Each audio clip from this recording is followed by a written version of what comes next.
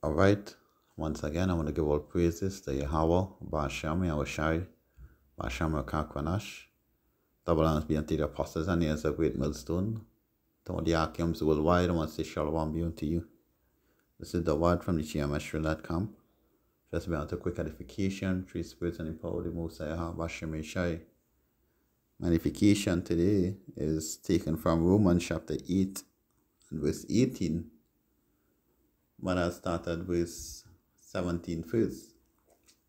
And if children, then heirs of power, Yahweh Shai, and joint heirs with Mashiach, Yahushai.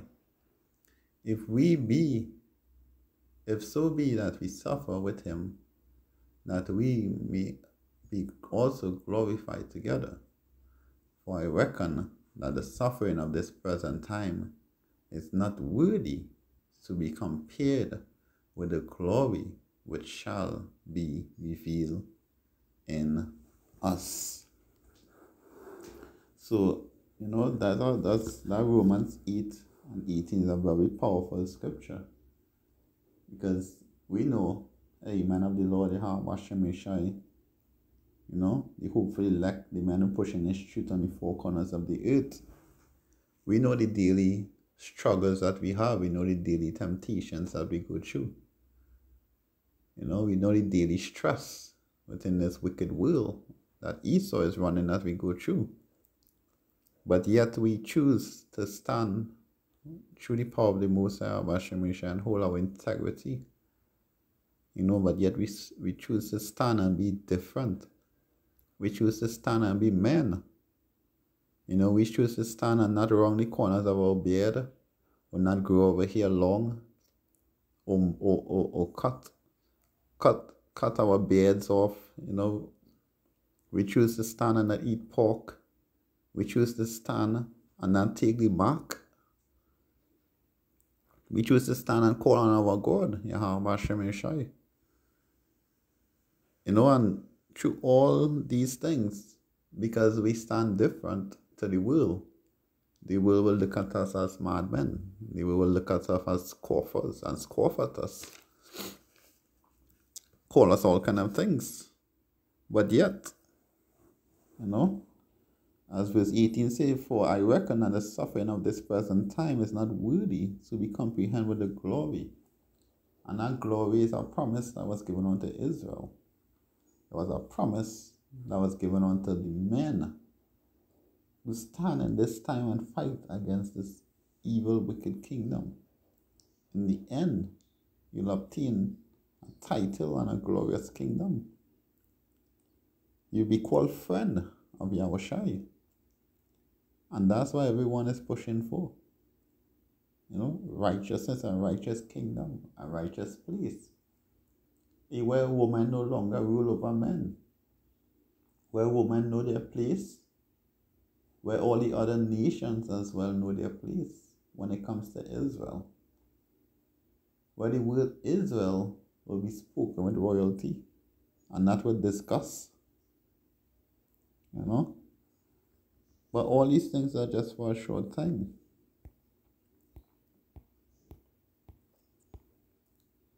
James chapter 1 and verse 12, it says, blessed is the man that endureth temptation, for when he is tried, he shall receive the crown of life, which the Lord Hashem shall promise to them that love him. And that was a promise. And one thing I know about Yahushai, Hashem Yeshai, once a promise is made, whether it be a promise of peace or a promise of destruction, you will get that promise. That promise will be fulfilled. But whereas we see here, they say, blessed is that man that endure temptation, for when he's tried. And we are ever so more tried every day through the wicked devices of this wicked man, aka Esau. Well, we call him the white man, but his biblical name is Esau. With all his wicked devices, working evil in high places daily, constantly sending out laws to oppress the children of Israel and oppress his own people as well.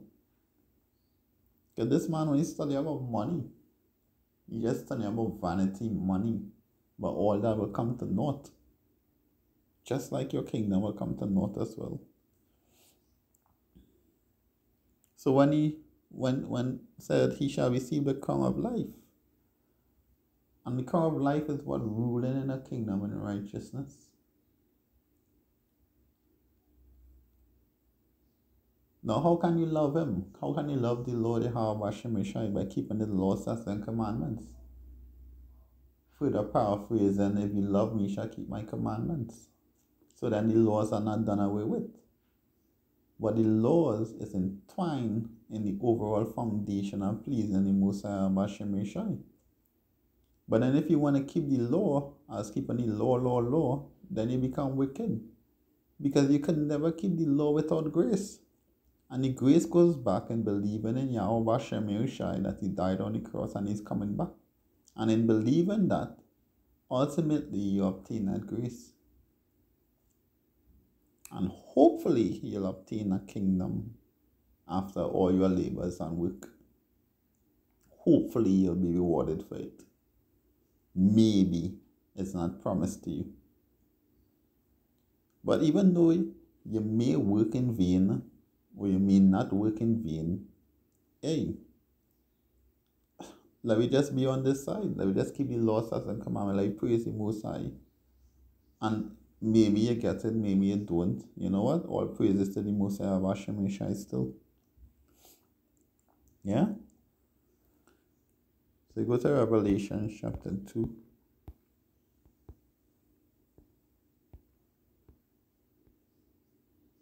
And verse 10. Because we have a trial period to go through. Because in Romans it said we have to go through some suffering in this present time. Revelation 2 and 10 say, fear none of those things which thou shalt suffer. Behold, the devil shall cast some of you in prison, that ye may be tried, and ye shall have tribulations 10 days. Be thou faithful unto death, and I will give thee a crown of life. So they may actually have you in a position where you're going to lose your life, or you take the mark, or you take the mark and you live after, or you don't take the mark and you lose your life. What will be your decision at that point in time? You're going to be thrown in prison. You're not going to eat any food or water for days. They say take the mark and that's just all you have to do. Be faithful unto death. If you lose your life, you may get a crown of life afterwards. I mean, that's a nice bargain. Because if you take the mark, you're going to die anyway. So, that's an easy choice. So when we jump down to verse 26 to 27, it says, and he that overcometh and keepeth my works unto the end, to him I will give power over the nations, and he shall rule them with a rod of iron, as a vessel of a potter shall they be broken to shivers, even as I receive my Father. So there is a government that is going to be set up. There is a promise that is out there. There is a map to the hidden treasure out there. You want to keep on walking to find that treasure? Yeah, I sure will. Because I want to see the end of this kingdom. I want to see the glory of the other one. Just like every other Akim out there. But we have to go through a what? A sufferation for this time. And it's not a problem. Because some people say, why you have to work to get a salvation after? Why you have to work? Why you have to do this? Why can't just be freely? No.